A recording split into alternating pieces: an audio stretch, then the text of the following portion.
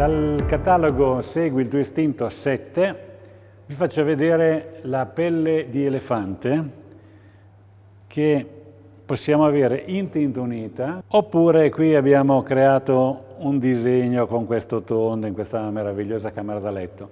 Qua vi facciamo vedere come fare questo tondo che è un po' più complicato, partendo da questo semplice attrezzo, un chiodo, un filo e tiriamo la riga.